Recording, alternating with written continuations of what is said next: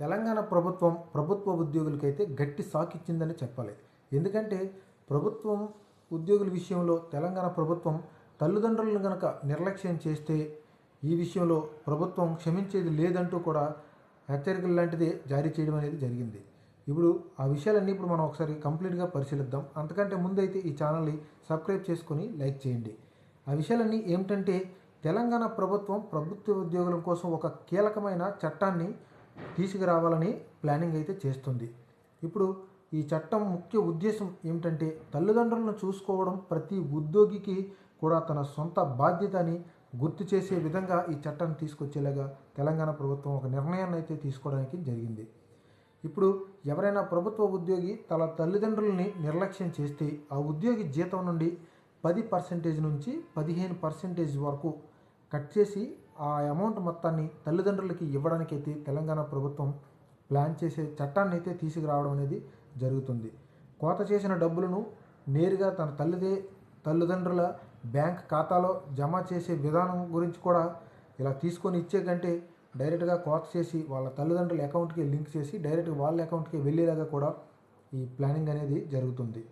అయితే ఆ విషయం మీద ఇప్పటికీ దేశంలో కూడా సీనియర్ సిటిజన్ యాక్ట్ ఉన్నప్పటికీ దాన్ని మరింత కఠినంగా అమలు చేయాలనే ఉద్దేశంతో రాష్ట్ర ప్రభుత్వం ఈ ప్రత్యేక చట్టాన్ని అనే దాన్ని పరిశీలిస్తుంది.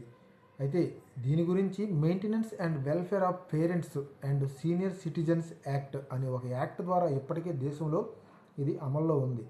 అయినప్పటికీ కూడా తెలంగాణ గవర్నమెంట్ అనేది సొంతంగా ఈ యాక్ట్ని తన సొంత రాష్ట్రంలో ఏర్పాటు చేయడం గురించి ప్లానింగ్ అనేది జరుగుతుంది. ముఖ్యమంత్రి రేవంత్ రెడ్డి ఈ అంశం మీద స్పష్టంగా మాట్లాడుతూ ఆయన ఏం చెప్పారంటే తల్లిదండ్రులను వదిలేసి ప్రభుత్వ ఉద్యోగం చేయడం అనేది సరికాదు అని వ్యాఖ్యానించినట్లుగా మనకి తెలుస్తుంది. ఈ ప్రతిపాదనపై మిశ్రమ స్పందనలు అయితే వస్తున్నాయి. దీని మీద కూడా కొంతమంది మంచిగానే ఉందన్నా సరే ప్రభుత్వ ఉద్యోగుల తాలూకు అంత మంచిగా లేదని కూడా స్పందించడం అనేది జరుగుతుంది. అయితే కొందరు ఇది మంచి నిర్ణయం అంటున్నారు, మరికొందరు అలాగే ఈ నచ్చని వాళ్ళు మంచిదని అంటారు, నచ్చిన వాళ్ళు అందరూ బాగోలేదని చెప్పేసి చెప్పడం జరుగుతుంది.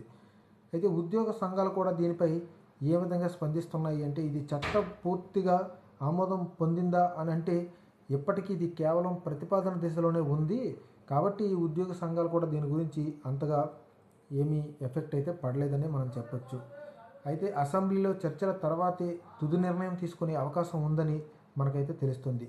మరి ఈ చట్టం అమల్లోకి వస్తే ప్రభుత్వ ఉద్యోగులపై ప్రభావం పడుతుందా, ఎలా ఉంటుంది, ఈ ప్రభుత్వ ఉద్యోగులు దీనిపై ఏ విధంగా స్పందిస్తారు అనే మీ అభిప్రాయాన్ని కూడా కామెంట్ రూపంలో తెలియజేసి మా ఛానల్ అయితే సబ్స్క్రైబ్ చేసుకొని లైక్ చేయండి.